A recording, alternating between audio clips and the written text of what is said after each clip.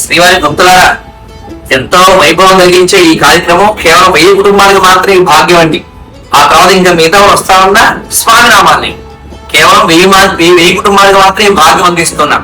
చక్కటి ఈ భాగ్యం మీకు కావాలంటే ఆ హనుమాన్ జంక్షన్ వెంకటేశ్వర స్వామి దేవాలయానికి రండి. చక్కగా తీసుకోండి, ఆ స్వామి నామాన్ని చేయండి. ఆ స్వామి అనుగ్రహంతో 7 తరాలు తరింపజేసే విధంగా ఈ నామం యొక్క జప భాగ్యాన్ని మీ కుటుంబాలు పొందండి.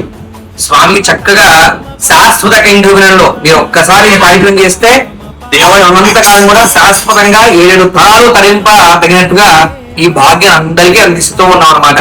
అయితే ఈ భాగ్యం చక్కగా ఇప్పటికే ఒక 300 మందికి కలిసారు అందునే. ఇంకా కేవలం 700 మాత్రమే ఈ భాగ్యం ఉందన్నమాట.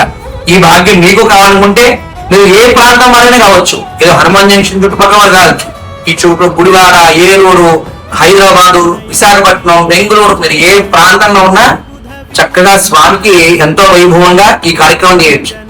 ఈ కార్యక్రమంలో వేరే ఇతర దేశస్తూ ఉన్నారు చాలా మంది. ఏమండి మీరు అక్కడ దాకా ఉన్నాం కదా, ఈ కలిసి మీరు అందించే ఉన్నారు అనుకుంటే మీరు అక్కడ ఉన్నా ఈ కలిసి మీ పేరు ఒక పేరు చెప్పి ఈ కలిసి పక్కన పెట్టేస్తూ ఉంటాం. మీరు వచ్చినప్పుడు ఆ ధనాన్ని మనం సమర్పించి కలిసి మీరు సమర్పించవచ్చు అన్నమాట. ఇలా మన వెంకటేశ్వర స్వామి దేవాలయంలో కేవలం ఒక 1000 కుటుంబాలకు మాత్రమే ఎంతో వైభవంగా శ్రీవారి సహస్రనామ జప భాగ్యాన్ని అందిస్తున్నాం. ఈ భాగ్యం మీకు కావాలా? తప్పకుండా రండి, ఈ భాగ్యం పొందండి. మళ్ళీ భాగ్యం కావాలని మీకు రాదు. కేవలం ఈ 1000 కుటుంబాలకు మాత్రమే ఎంతో స్వామి వైభవంగా ఆ స్వామి మీకు అందిస్తున్నారు. ఆ స్వామి నామం జపడం, ఆ జపాన్ని మనం చేయడం మన అదృష్టం. దీనికి ఎటువంటి నియమాలు కూడా లేవండి. నిత్యం మనం చేసుకునే పనులు మనం చేసుకునే ఉండొచ్చు. చాలా మంది ఆపోవాలి ఏంటంటే ఆడవారికి ఆటంకాలని అంటూ ఉంటారు. ఆడవారికి ఆటంకాలు వచ్చినప్పుడు ఏం చేయాలంటే ఏం పర్లేదండి, ఆటంకం వచ్చి ఒక 5 రోజులు కూడా ఈ కలశాన్ని ముట్టుకుంటే చాలు.